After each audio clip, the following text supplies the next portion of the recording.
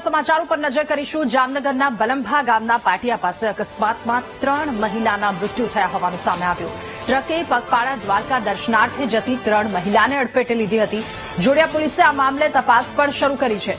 મૃતક મહિલા મૂળ પાટણના બકુત્રા ગામની વતની છાનુબેન, રૂડીબેન અને સેજુબેન નામની આ 3 મહિલાઓ કે જેમના અકસ્માતમાં મૃત્યુ થયા છે। જામનગર બલંભા પાટિયા પાસેનો આ બનાવ અકસ્માતનો બનાવ, જેમાં 3 મહિલાના મૃત્યુ થયા।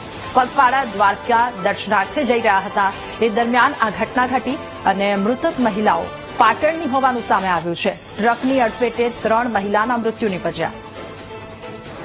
વધુ માહિતી મેળવીશું। સંવાદદાતા હિરેન આપણી સાથે ફોન લાઈન પર જોડાયા છે। હિરેન, જામનગરના બલંભા પાટિયા પાસે અકસ્માત સર્જાયો, 3ના મૃત્યુ થયા, શું અપડેટ આ મામલે?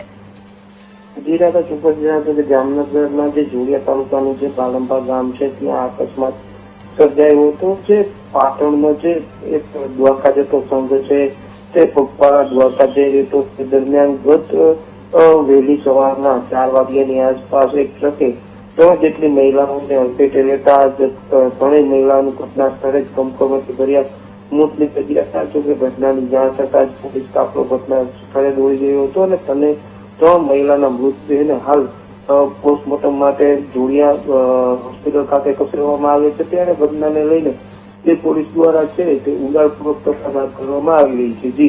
જી હિરેન, આભાર આપનો વિગતો સાથે જોડાવા બદલ।